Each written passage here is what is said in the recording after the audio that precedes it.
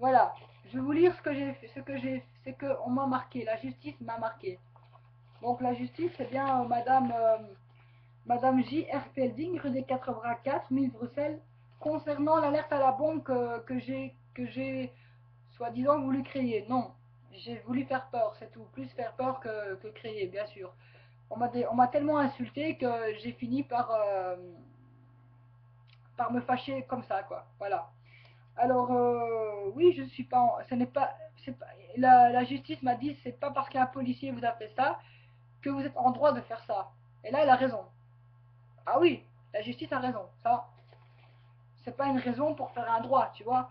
Vous voyez, c'est pas une raison pour faire un droit. Mais voilà pourquoi j'ai fait ça, c'est une raison, c'est une des raisons.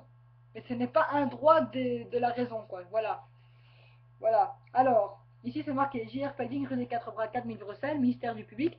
Le 30 mai 2013 à 14h15, devant nous, J.R. Felding, substitut du procureur du roi, près le tribunal de première instance de Bruxelles. Excusez-moi, je parle un peu plus fort parce que sinon on ne m'entend pas trop dans la vidéo. A comparu Van Overbeek Laetitia, nous l'informons préalablement à l'audition succinctement des faits sur lesquels il va être entendu, à savoir le 30 mai 2013, fausse menace d'attentat. Nous informons l'intéressé qu'il 1. Premièrement, ne peut être contraint de s'accuser lui-même.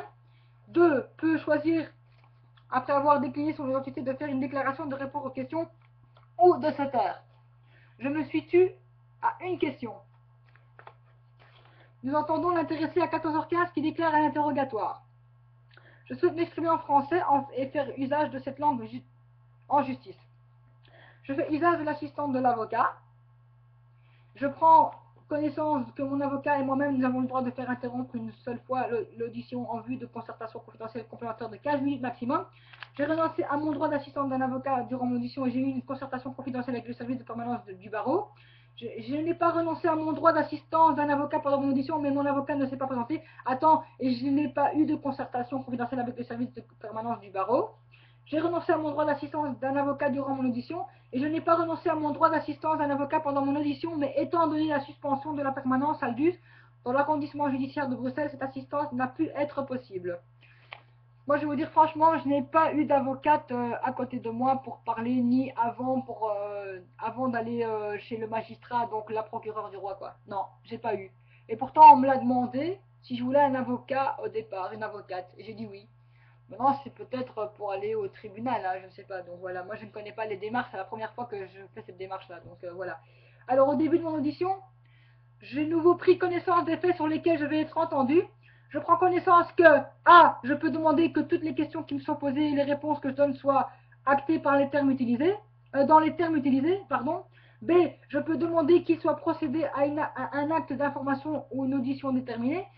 C, mes déclarations peuvent être utilisées comme preuve en justice. Et D, je ne peux pas être obligé de m'accuser moi-même. Alors, E, je peux utiliser les documents en ma possession sans que cela puisse entraîner le report de l'interrogatoire, que je peux, lors de l'interrogatoire ou ultérieurement, exiger ces documents soient joints au procès verbal d'audition ou déposés au greffe. Alors, maintenant, c'est pour moi. La justice a marqué pour moi. Audition proprement dite. Vous me rappelez les faits pour lesquels je comparais. Cette nuit, j'ai plusieurs reprises, cette nuit, j'ai plusieurs reprises, allez, cette nuit, j'ai à plusieurs reprises, allez, il marque mal, hein. Cette nuit, j'ai à plusieurs reprises pris contact avec le 101 pour annoncer qu'une bombe allait exploser dans le commissariat des Torbeck à 6h du matin. C'est vrai. J'ai annoncé ça, oui. Vous me signalez que ce type d'appel cause beaucoup de problèmes et monopolise les forces de police. Je vous explique que pour l'instant, je suis en guerre contre la société. Je reproche à la police des Torbés, car ils n'ont pas voulu ma plainte de diffamation contre le délai des Torbés qui m'accuse de vol.